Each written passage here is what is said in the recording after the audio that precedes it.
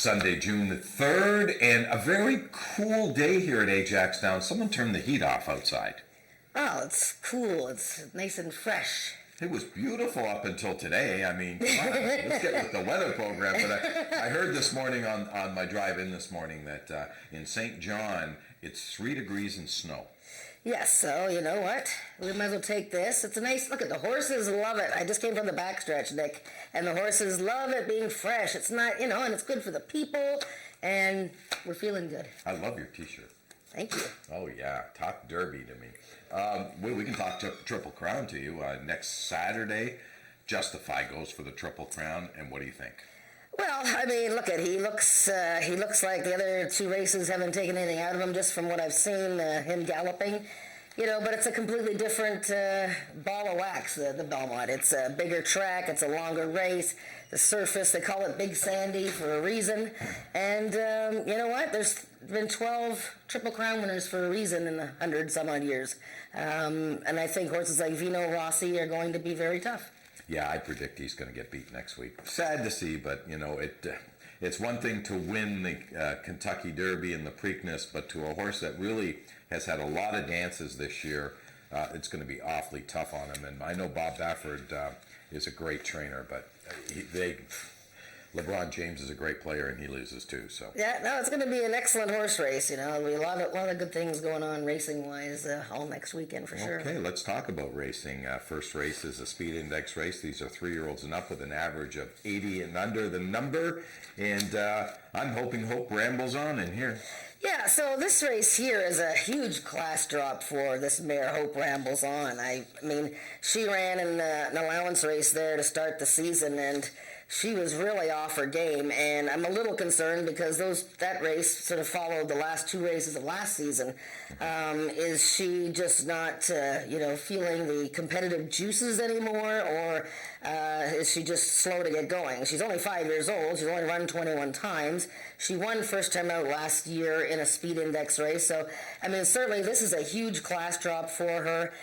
Brian Bell sticks with her. He rode her in that allowance race. So I just think it's her race to lose. If you don't want to take a short price on a horse that, may not be ready to suddenly jump up and win, then why not look at a couple of the younger girls in the field, like the bottom horse, Fast Prize Gal, who broke a bit slowly in her season debut against a very good horse by the name of Eleanor. Yeah, that's my second choice in here too. Okay. Fast Price Gal. I went 5-7 in here. I agree with you. If the 5 horse has sort of lost its way because she's run with so much better. This drop is just it's huge for me. I mean, it's just a huge class drop. So I really find it hard to believe that this horse is going to get beat. I don't think trainer Don Reed would run this horse if her days were over. Yeah, no, I mean, and look at his stats. Second race off the layoff, 45% wins in the last couple of years, and it's almost as high the last 5 years. So not only is Don Reed an amazing layoff trainer, but second time off the layoff too, he just fires on all cylinders.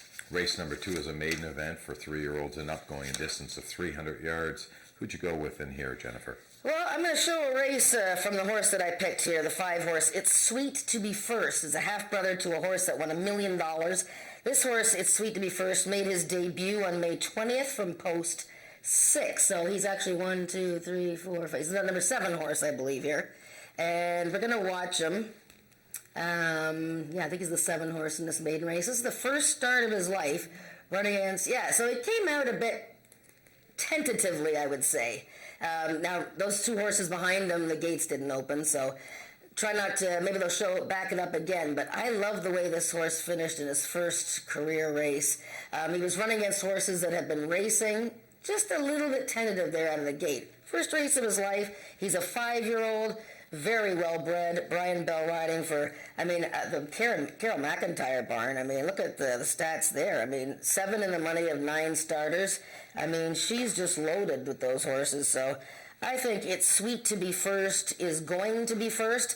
I thought Cool Country Star, who was scratched, was a serious contender. And Favorite Pearl, you have to respect this. This horse is a gray filly who ran so well first time out at Remington Park in March. This is a filly that, in fact, Nakia Ramirez is in town to ride her today.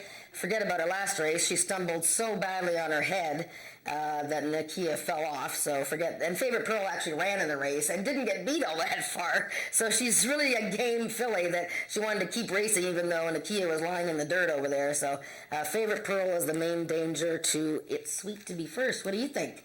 I went with the 8 horse. Goodbye Time. Is that a misspelling? I don't know, I think so, but you picked this horse last time too. I'm on the Joe Tavares bandwagon. As a matter of fact, he called me this week and I forgot to call him back. So Whoops. I apologize, Joe. I like the post position. The number was really, really good last time. And 89 is a huge number. Went from the 5 post last time. I really like the 8 post in here. It's actually going to be the 7 with the scratch. Because there is one horse outside of you. And she should really get a good run in here. This Louisiana bred was bred by Christine Tavares, although in Louisiana, I think the horse is going to run a big race today. Yeah, no, I mean, she's coming out of that key race. That Paint Me Southern won. 2 horses already come out of that race to win their next start. So, I mean, it was a fast race, and it's proving to be a key race. Okay, don't forget, race number 2 is the start of our pick 5 today, and also our first pick 3. And it was hit last week for almost a G-note. Nice. Wasn't me. No, it wasn't me either.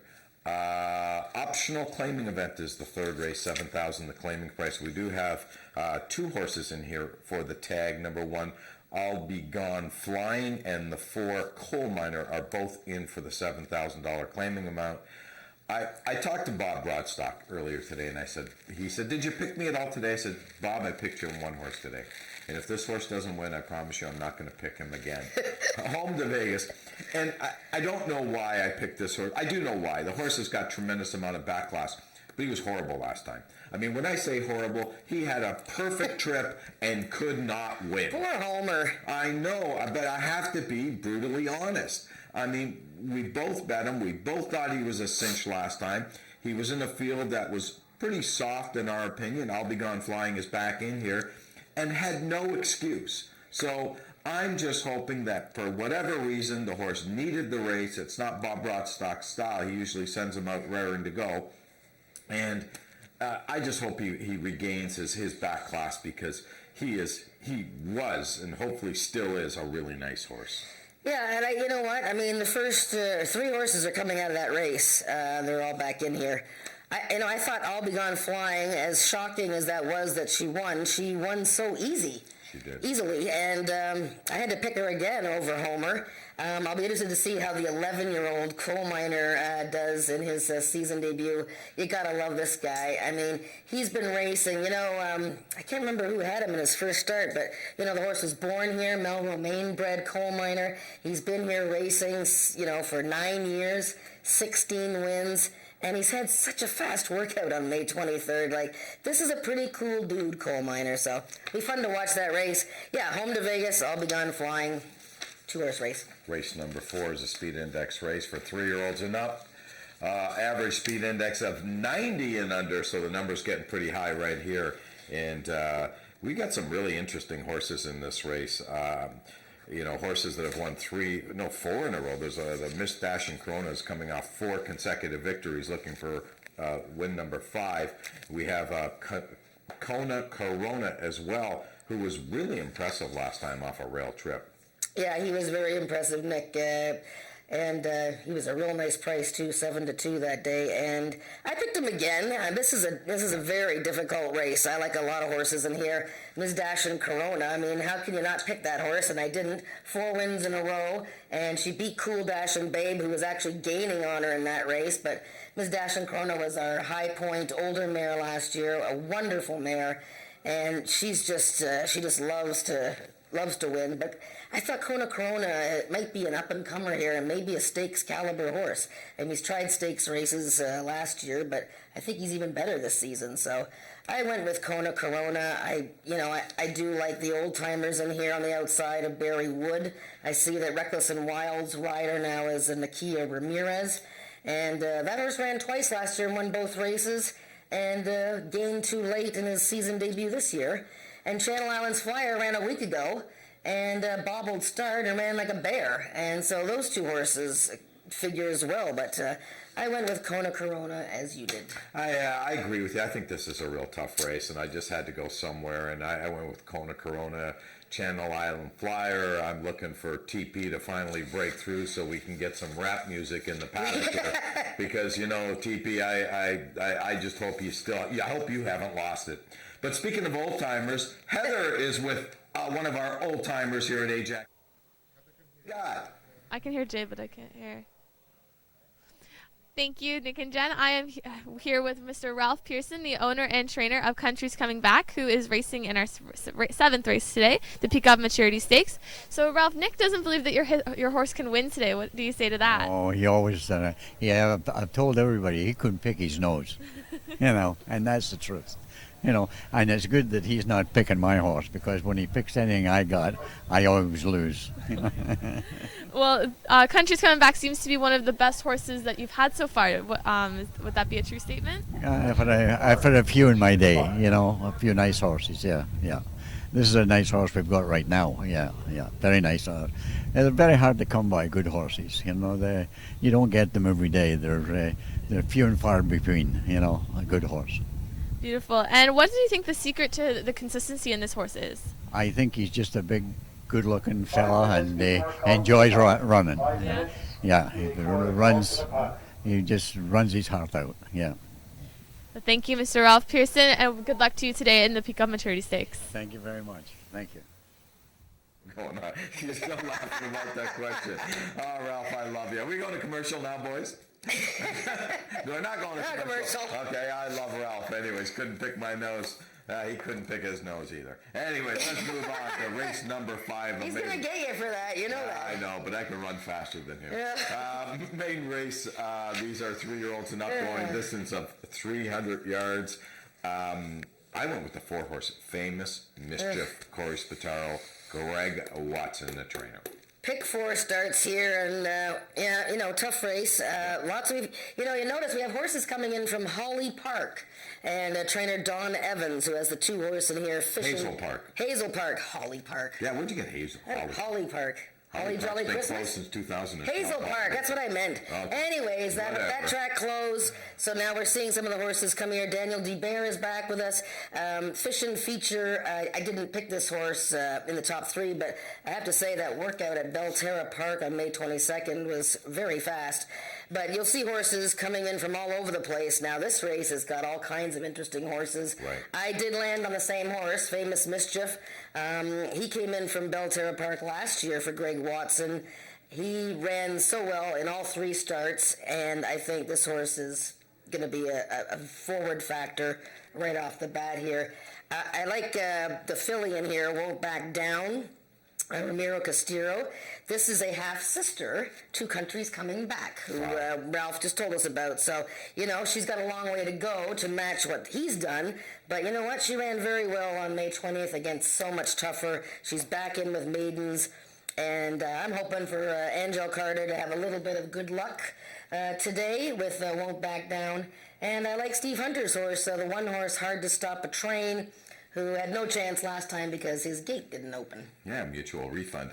You know what? Although I picked the 4, I do like the 1, Hardtostopatrain, Eddie Walton. I think this horse can be a price, and if you go back to its first lifetime race, it's a huge race. 88, yeah. It's a huge, huge race, especially for a 2-year-old. That number really stands out with me. Janet Grice, who does not run a lot of horses, usually her horses are ready to rock and roll when they come.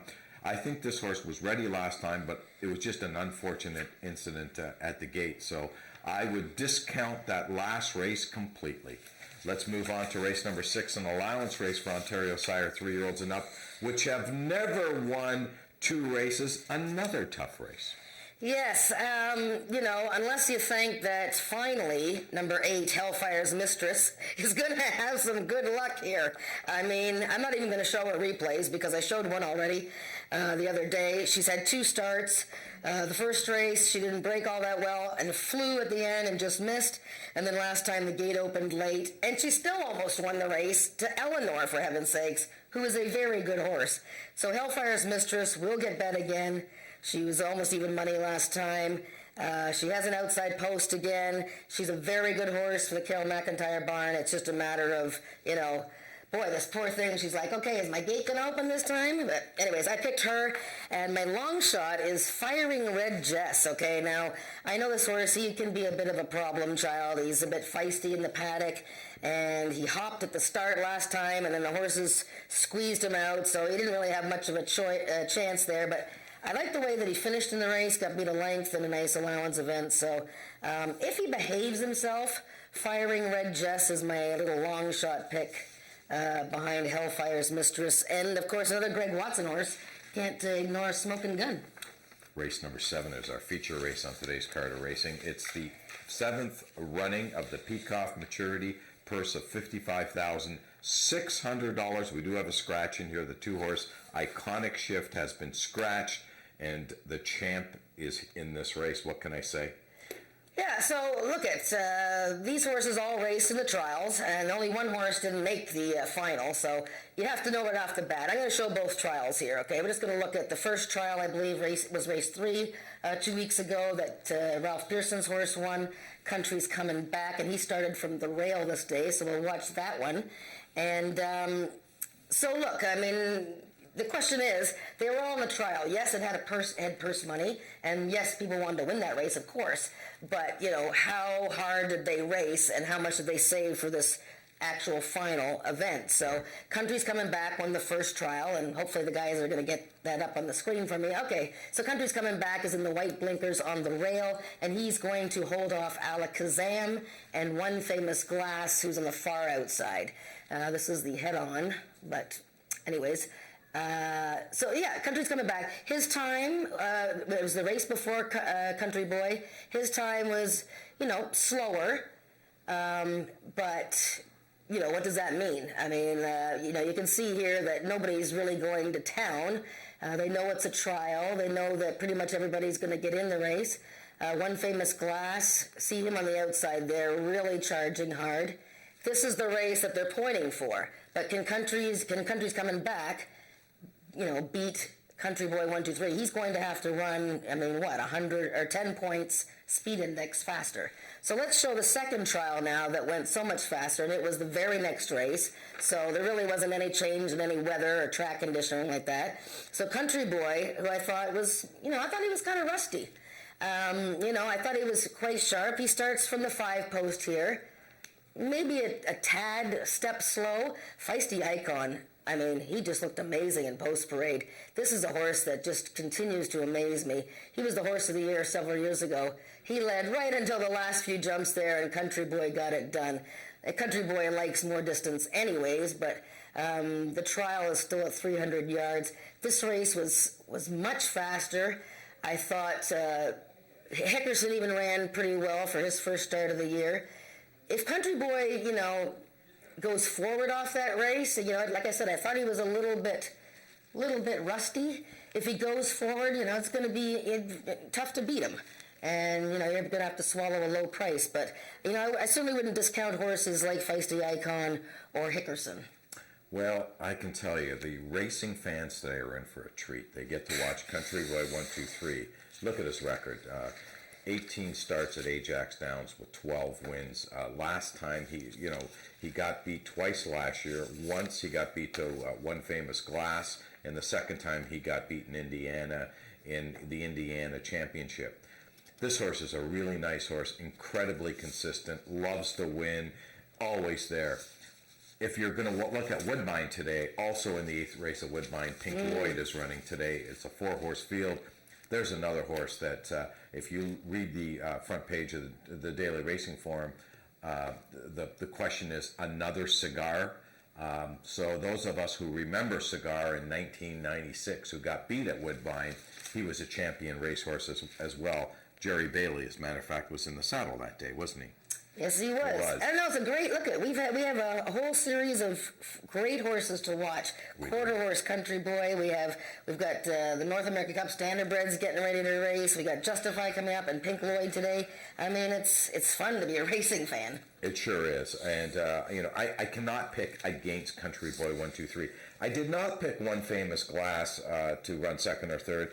that may have been a bit of a mistake. This horse has got a tremendous amount of back class, but I just don't. I wasn't impressed last time. I went with a real long shot, LS Prince. Wow. Okay. I know, real long shot. I'm going to tell you why. The horse had the one hole last time. This 4-year-old gelding. And I think the move from the inside to the outside is going to make a big, big difference with this horse. The horse is 5 wins and 12 starts, and I just think this horse is going to run a real big race. I don't think the horse can win, but I think the horse can be 30-1 and run second or third. Well, the one thing that really got him going last time is he was very bad in the gate before the race started. He had been in there for a while. He was rearing up and going sideways, so he really messed himself all up. He got really good last year as a 3-year-old, so that's not a bad price play. One more race on today's card. The 8th race is an allowance race for 3-year-olds and up, which have never won 3 races a lifetime. I went with the 3 Carneros. I guess I just fell in love with that 101. It kind of jumped out of the page at me, and it was between him and Fishin for Corona that shows the 102, and I don't know. I guess those numbers just sort of swayed my heart. Yes, that was a really huge effort, and I loved him that day, and he was very strong. He's actually nominated to a couple of stakes races in the U.S. Coming up, but we get to see him here once more at least. So, yeah, I picked him too. For whatever reason, I overlooked Fishin for a Corona with that huge effort against Ghost Pines. I like this the filly Mrs. First Lady. Ran against Kona Corona last time, finished second. I think she's a horse on the rise, and 5th in the Peacock Derby last year. So Carneros, Mrs. First Lady. We got a great card of racing on tap today. Thanks for being with us. We'll be with you all day. Jennifer will be in the paddock. You didn't wear a hoodie, did you? It's cold out there. It's not cold. It's boiling. Okay. Anyways, we'll see you.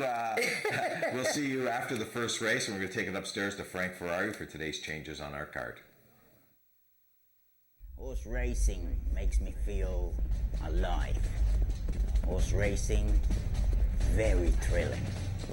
Horse racing, the speed, be as one with the animal, nothing on earth, on the planet like it. Back in the summer of '69, AJAX Downs opened its doors. It all started when the Peacock family, already big into horse racing, felt a racetrack was the perfect recreational use of their property, especially since Sunday activities in the area were limited. Many remember Peacock Downs and its old J-track. The track was J-shaped and uniquely curved to the right, the opposite way of the other North American tracks. They trained all the horses to turn right, not left, to avoid the highway, and it worked this way for 30 years. In 2009, Peacock Downs became AJAX Downs, and a state-of-the-art 6-furlong oval racetrack was constructed. With about half a century of established horse racing history, AJAX Downs offers world-class racing with horse speeds of 45 miles an hour. It offers slots, dining, and live entertainment, and is still the best activity to take part in on a Sunday afternoon.